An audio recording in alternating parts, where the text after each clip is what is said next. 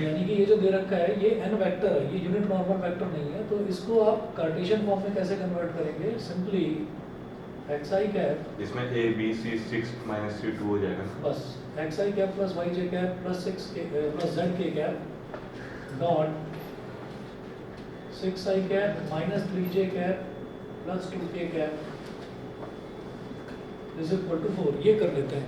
और ये आप समझ ही गए होंगे कि जब इसको हम मल्टीप्लाई करेंगे तो ये जो n वेक्टर था इसमें जो i j k दे रखे थे यही x y z में कन्वर्ट हो जाएंगे। देखिए ये वाला xi कैप 6i कैप में जब मल्टीप्लाई करेंगे तो क्या बन जाएगा? 6x।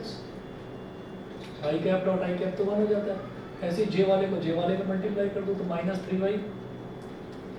ऐसे k वाले को k वाले में मल्टीप्लाई कर दो तो प्लस का 2z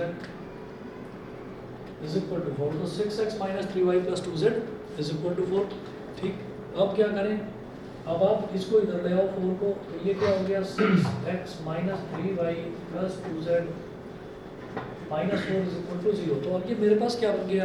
ये ऐसे बन गया जैसे ax plus by plus cz और d को हम इधर ले आए माइनस d। क्यों? क्योंकि मुझे जब डिस्टेंस निकालना है तो मुझे माइनस d चाहिए यहाँ पर। ठीक, अभी आप क्या करें कि ये मेरे लिए क्या हो गया? कैपिटल A, ये क्या हो गया? कैपिटल B, ये क्या हो गया? कैपिटल C और ये हो गया कैपिटल D। तो D is equal to modulus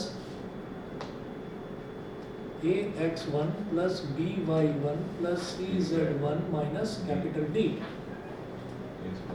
ठीक है, minus capital D upon under root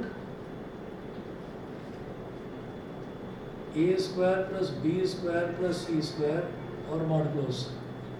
अब a क्या है? 6 into x1 y1 z1। x1 कितना है? 2, तो 6 इंटू 2 प्लस b कितना है? माइनस 3, तो माइनस 3 इंटू y1 कितना है? 5 प्लस c क्या है? 2 मल्टीप्लाइड बाई z1 कितना है? माइनस 3 और माइनस डी मतलब minus 4 upon under root a मतलब 6 का स्क्वायर, b मतलब माइनस 3 का स्क्वायर और c मतलब 2 का स्क्वायर। तो मॉड लगा दीजिए, ये हो गया 6 टू द 12 माइनस 15 माइनस 6 वही देख लेना एक बार, minus 6 minus 4 upon under root 6 का स्क्वायर क्या हो गया? 36 माइनस 3 का स्क्वायर हो गया 9 और 2 का स्क्वायर हो गया 4। ये मॉड क्लोज कर दिया। ठीक, हाँ अंदर अंदर।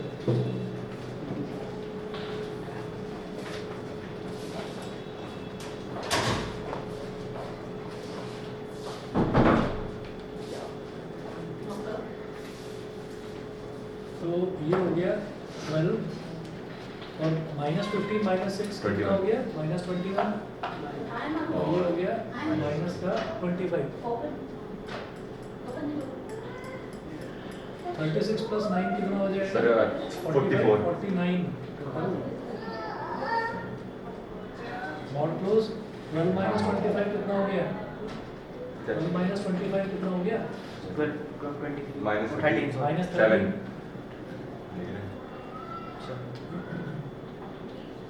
तो 13/7 मिनट्स।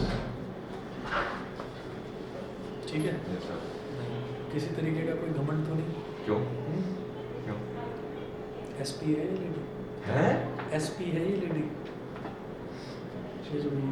ये? कोई घमंड तो नहीं? अरे कोई एटीट्यूड तो नहीं? कुछ नहीं लगा ही नहीं सर, ऊपर रख। भाई साहब डीएसपी की अभी प्रमोशन है। कहाँ की सर, मतलब किस कैडर की है? पीएससी सुना? पीएससी, हाँ। पीएससी में कौशाम्बी। नीचे जो गाड़ी खड़ी नीली बत्ती नहीं है। अच्छा हाँ, जो खड़ी रहती है। हाँ, अच्छा। ब्लू कलर की टाटा हाँ, सुमो हाँ, गोल्ड। हाँ।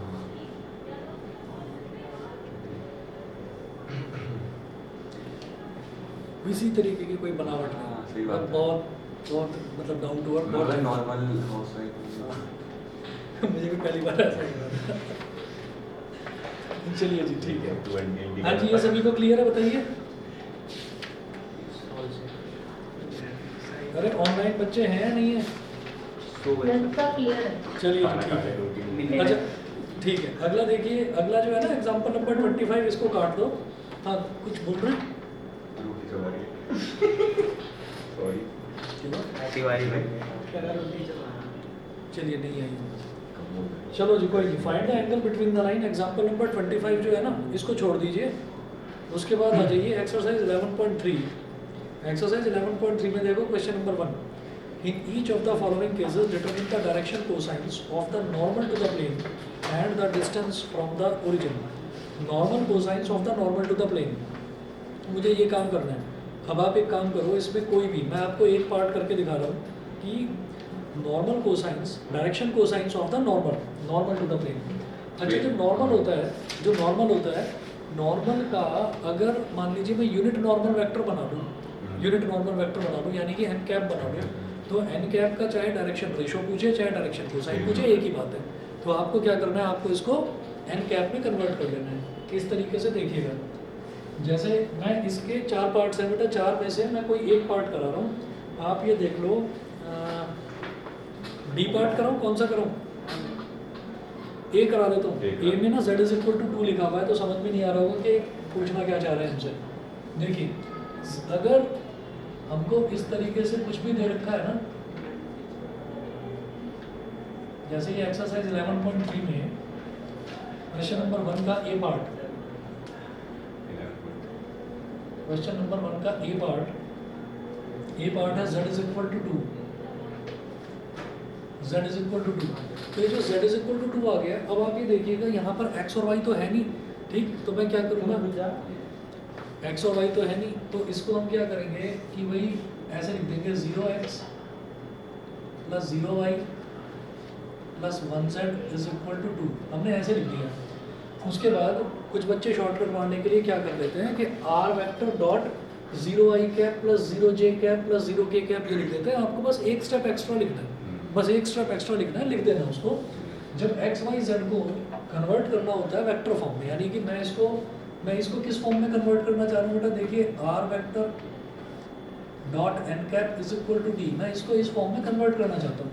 तो r वेक्टर क्या होता है, xi कैप लिख लो यहाँ पर, आप इसको ऐसे लिख लीजिए, xi cap + yj cap + zk cap, ठीक है, dot.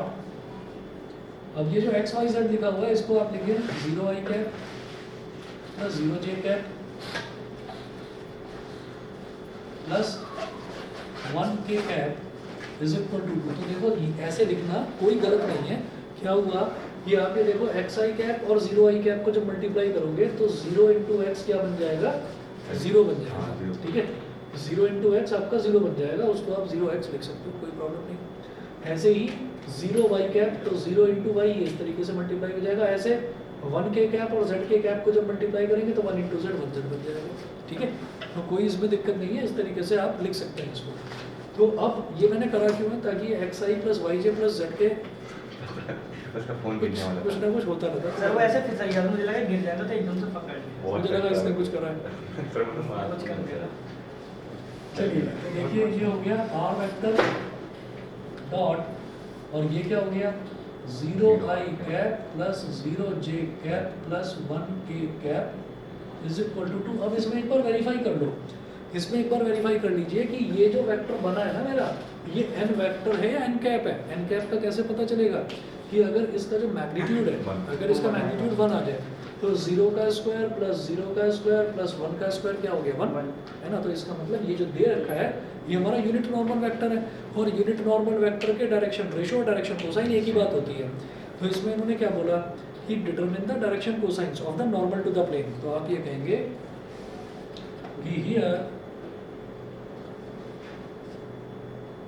the DCs of the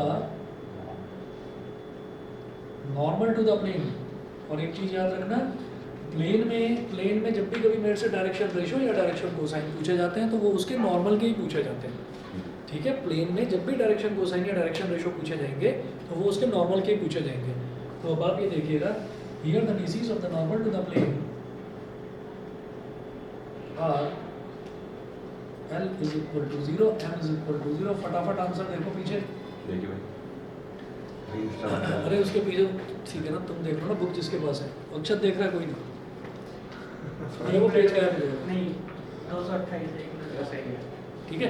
चलिए जी, अब इसी के साथ मैं एक काम करता हूँ कि यहाँ पर जैसे हमारे पास क्वेश्चन नंबर 1 का ये पार्ट हमने करा, सभी को क्लियर है? ऑनलाइन वाले बच्चे बता दें भाई प्लीज़। यस इसमें सर यही करना है। हाँ हाँ। और इसी तरीके से मैं डी पार्ट और करवा रहा हूँ। डी पार्ट देखिए 5y + 8 इज इक्वल टू 0। इसका जो डी पार्ट है 5y + 8 इज इक्वल टू 0। तो ये जो 5y है, 5y + 8 है, इसको कैसे लिखेंगे? 0x plus plus 5y plus 8z plus 0z हाँ, प्लस 0z हाँ, equals to -8 is equal to -8। अब एक चीज़ याद रखनी होती है मेरे को कि इधर जो ये डिस्टेंस है ये कभी भी नेगेटिव नहीं रहता। तो इस नेगेटिव को हटाने के लिए मैं क्या करूँगा? ये सारे इनके सबके साइन चेंज कर दूँगा। इट इम्प्लाइज दैट ये क्या हो जाएगा? -0x plus -5y minus -0z is equal two plus का 8। ये कर दिया। उसके बाद क्या करेंगे? उसके बाद ज़बरदस्ती xi yj और z के जैसे यहाँ इंक्लूड करा था इसमें भी ज़बरदस्ती xi cap plus yj cap plus zk cap और dot -0i cap -5j cap और -0k कैप ये करा इज इक्वल टू 8। बिकॉज ये जो राइट साइड में डिस्टेंस होता है, ये डिस्टेंस होता है तो डिस्टेंस कांट भी नेगेटिव। इस वजह से कुछ पानी वानी नहीं थोड़ी हंसी आ रही है। वो अच्छा जब तुम्हें आते तो इसको अपने आप ही आ जाती है। अच्छा मुझे तो दिखाई देता है। Interrelated। देखा था मैंने। कुछ लिंक है तुम्हारा? सीबी सीबी सही है इसकी शॉर्ट फॉर्म, चॉकलेटी बॉय। सर उस दिन ना मेरे क्लास के बीच में गूगल पे दिखा रहे कि चॉकलेटी बॉय कौन होता है। हाँ। कह रहे हैं देख भाई देख चॉकलेटी बॉय ना बहुत अट्रैक्टिव होता है, ये उठा रहे दिखाना। अच्छा सच ही बोलना था क्या? तो ये क्या हो गया हमारे पास? ये हो गया जी आर वेक्टर डॉट -0 पढ़ लो यार। इसको देख के तुमने -5j cap -0k cap is equal to 8। तो अब आप ये देखोगे अब यहाँ पर क्या गड़बड़ है कि ये जो वेक्टर है ना ये नॉर्मल वेक्टर है। तो मुझे बनाना है इसको unit normal vector. Unit normal vector कैसे बनाएंगे? इधर भी और इधर भी, हाँ इधर और इधर दोनों तरफ आप इसको इसके मैग्नीट्यूड से डिवाइड कर दीजिए। तो मैग्नीट्यूड क्या होगा?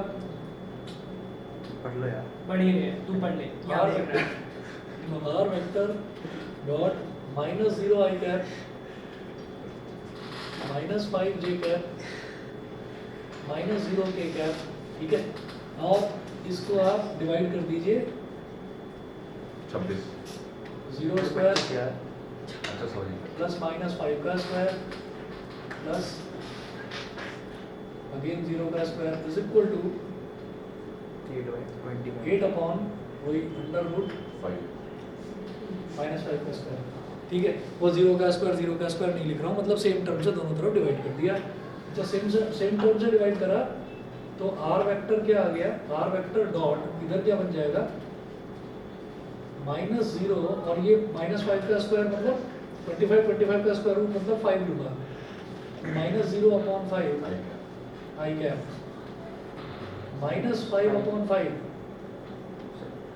j कैप -0 अपॉन 5 ठीक है k cap is equal to 8 upon 5। R vector dot -0y cap -1j cap -0k cap is equal to 8 upon 5। तो ये क्या आ रहे हैं जी? इसके DCs 0 -0 तो क्या लिखना? 0 -1 0 जरा देखना यही है। Yes, ठीक sir. है। चलिए जी, तो हमारा क्वेश्चन नंबर 1 के मैंने 2 पार्ट्स कर दिए, बाकी के जो पार्ट्स हैं वो आप अपने आप कर लेना। ठीक। उसके बाद क्वेश्चन नंबर 2 देखिएगा। Find the vector equation of a plane which is at a distance of 7 units from the origin. 0 1 0 कर दिए हां 0 1 0 उन्होंने 0 1 0 करा है। स्क्वायर रूट नहीं ना ना ना से गलत करा है। 0 -1 0 हमारा सही है, हमारा सही। ठीक है ना, क्योंकि अगर वो 1 कर देंगे ना तो 1 का मतलब क्या है कि जो cos बीटा होता है तो आपका बीटा हो जाएगा 0 डिग्री, और -1 करने का मतलब क्या है कि बीटा हमारा 180 डिग्री है। तो हमारा ठीक है। समझ गया बेटा? ऑनलाइन वाले बच्चों को क्लियर है? बताइए। Yes sir. ठीक है, आगे देखिएगा। अगला है find the vector equation of a plane which is at a distance of 7 units. तो इसका मतलब डी दे रखा है हाँ जी, क्वेश्चन नंबर 2 में हमें डी दे रखा है, डी इज इक्वल टू 7। उसके बाद नेक्स्ट है कि from the origin and normal to the vector and normal to the and the vector equation of a plane which is at a distance of 7 units from the origin, which is at a distance, अच्छा plane इतने distance पर है and normal to the vector, मतलब वो plane उस इस vector के normal है, यानी कि ये vector भी उस plane के normal है, perpendicular है। तो बेटा n कैप नहीं दे रखा है, n vector दे रखा है। n vector दे रखा है मुझे 3i plus 5j 3i plus 5j minus 6k। ठीक है, इसको आप कन्वर्ट कर लेंगे अपने, इसको आप कन्वर्ट कर लीजिएगा किसमें, n कैप में। n कैप मतलब क्या है कि इसको इसी के जो मैग्नीट्यूड है उससे डिवाइड कर देना है और is equal to D. R vector dot n cap is equal to D. ठीक है, चलिए जी, छोड़ रहा हूँ इसको मैं। उसके बाद क्वेश्चन नंबर 3 देखिए, find the Cartesian equation of the following planes. ठीक है, तो Cartesian equation of the following planes, A B दो पार्ट छोड़ रहा हूँ, कर लेना खुद, सी पार्ट करवा रहा हूँ।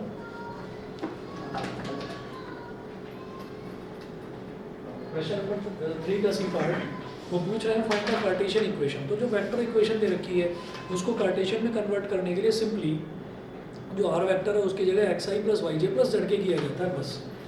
ये क्या दे रखा है, r vector dot dot square bracket लगाकर लिखा है s minus 2t i cap, s minus 2t i cap plus 3 minus t j cap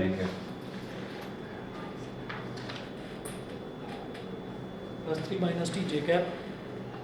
ठीक है, 2s plus t k plus 2s plus t k cap 50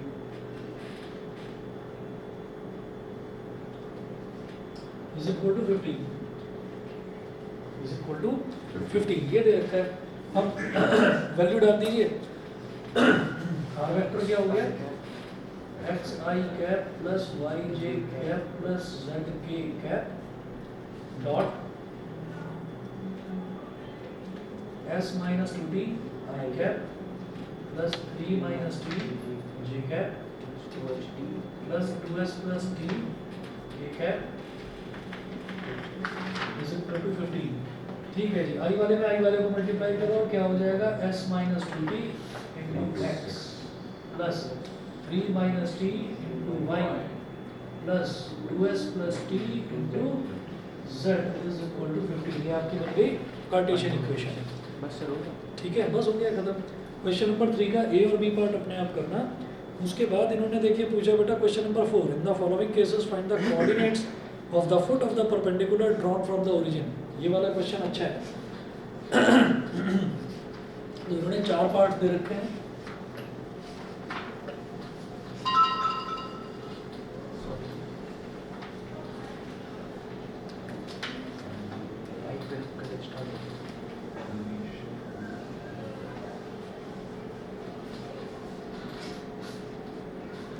तो किस तरीके से करेंगे, in the following cases find the coordinates of the foot of the perpendicular drawn from the origin.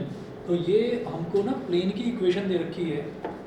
तो देखिए जैसे क्वेश्चन नंबर 4 है, क्वेश्चन नंबर 4 का ए पार्ट देख लो आप।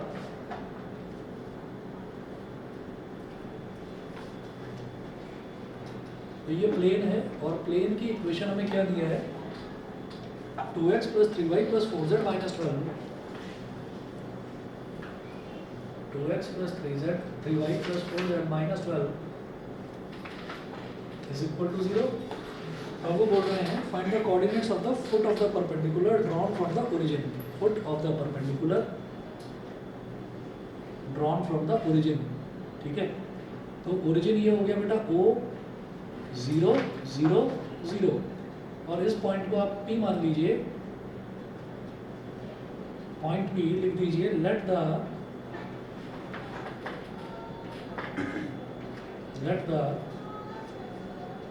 coordinates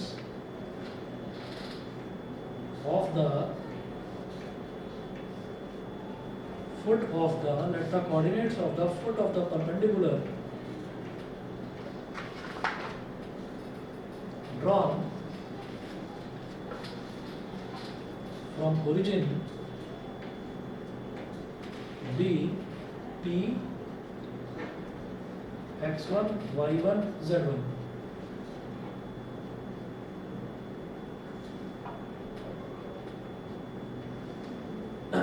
x1 y1 z1 ये हो गया। तो आप ये बताइए कि जब ये OP है तो मैं OP वेक्टर निकाल सकता हूँ? जब पी ओ वेक्टर क्यों नहीं निकाल रहे? मर्जी है, कुछ भी निकाल लो, PO वेक्टर निकाल लो, ठीक है।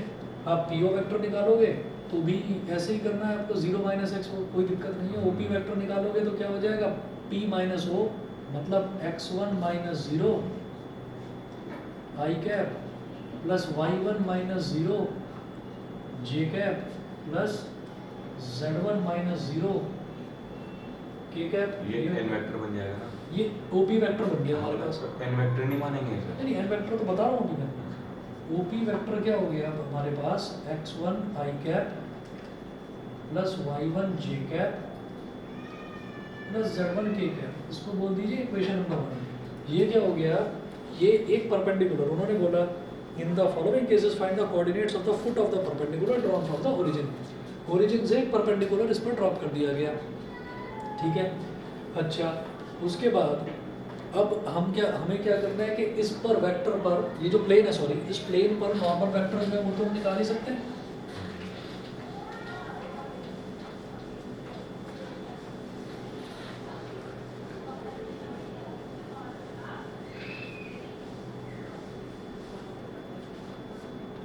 तो अब क्या करेंगे, जैसे 2x plus 3y plus 4z minus 12 is equal to 0 है, तो इसको आप क्या लिखेंगे, 2x plus 3y plus 4z is equal to 12, ये हो गया। अब इसको वही वेक्टर फॉर्म में कन्वर्ट कर लो। जब वेक्टर फॉर्म में कन्वर्ट करेंगे तो इसको ऐसे लिख लेंगे, xi cap plus yj cap plus zk cap dot 2y cap plus 3j cap plus 4k cap is equal to 12, ये हो गया। ये हो गया मेरे पास r vector dot 2y cap plus 3j cap plus 4k cap is equal to 12, ये हो गया। अब यहाँ पर क्या करना है कि ये हमारे पास नॉर्मल वेक्टर हो गया, ठीक है, नॉर्मल वेक्टर हो गया। तो इसको यूनिट नॉर्मल वेक्टर में चाहे तो कन्वर्ट कर लो, चाहे तो मत करो, चाहे तो कर लो चाहे मत करो, वो आपकी मर्जी है। हमने ये कहा कि ये इस पर नॉर्मल वेक्टर आ गया, n वेक्टर। अच्छा, अगर मान लीजिए मैं इसी वेक्टर को, अगर मान लीजिए मैं इसी वेक्टर को कन्वर्ट कर देता हूँ इसके यूनिट वेक्टर में, तो वो n कैप हो जाएगा, कोई फर्क नहीं पड़ेगा, कोई फर्क नहीं पड़ेगा, मतलब बस वो n कैप आ जाएगा। मुझे जो यहाँ पर काम करना है वो देखिएगा क्या करना है। हम ये कहेंगे कि n vector is equal to 2y cap plus 3j cap plus 4k cap, ये हो गया, ठीक। इक्वेशन 2। तो आप ये देखिएगा कि ये जो हमारा फर्स्ट वेक्टर है और ये जो सेकंड वेक्टर है, दोनों के दोनों क्या हो गए, पैरेलल हो गए, क्योंकि ये भी इस पर परपेंडिकुलर है और नॉर्मल वेक्टर तो देखिए परपेंडिकुलर होता ही है, ठीक है। तो हम ये कहेंगे since OP vector and n vector are both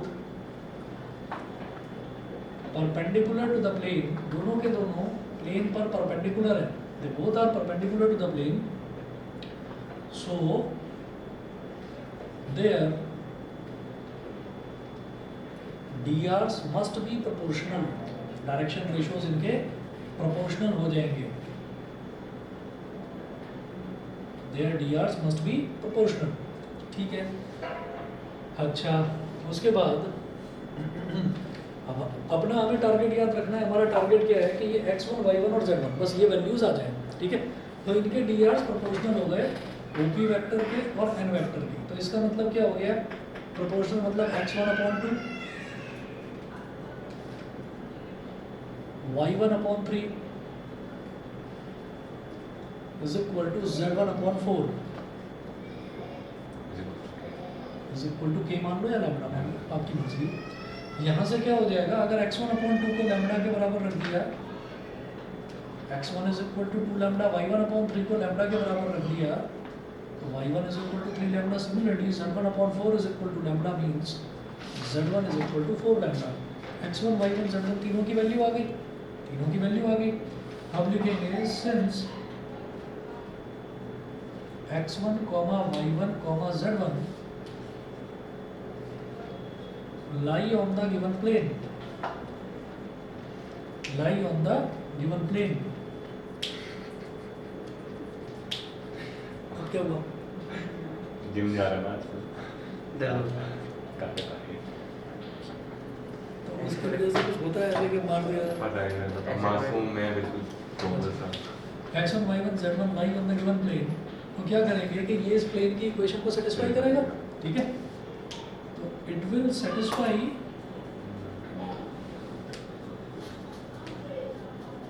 the plane's equation.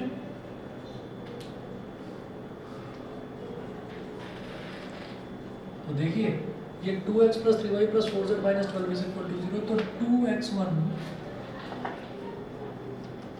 Plus 3y1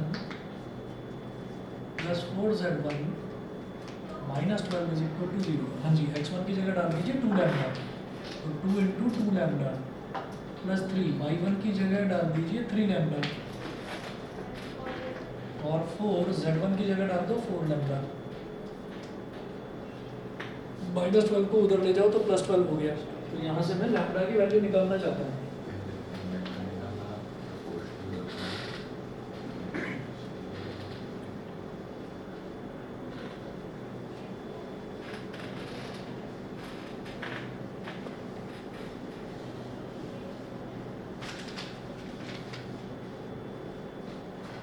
तो 2 2 जा 4 लैम्डा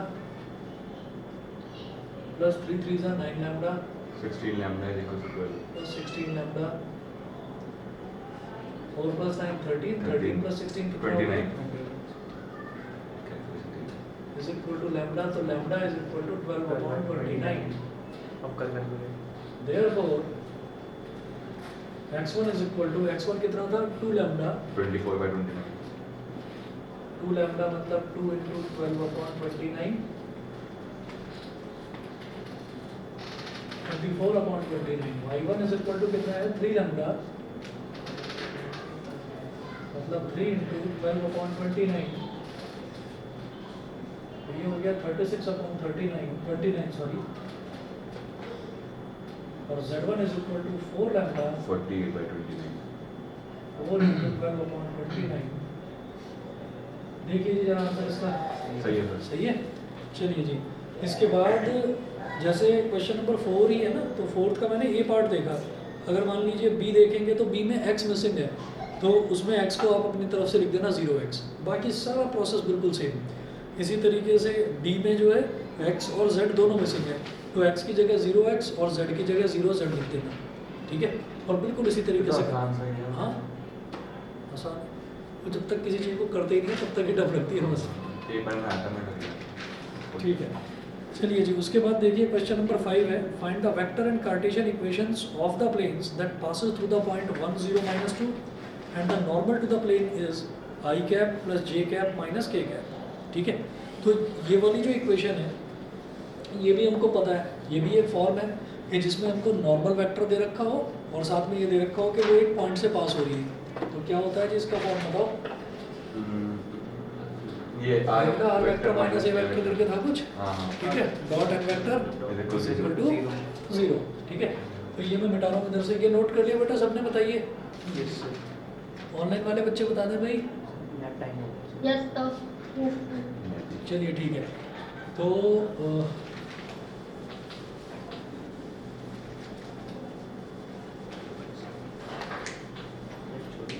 इसमें से n वेक्टर वही होगा ना जो नॉर्मल है प्लेन। नॉर्मल वेक्टर बस सीधा सीधा नॉर्मल वेक्टर, ठीक है?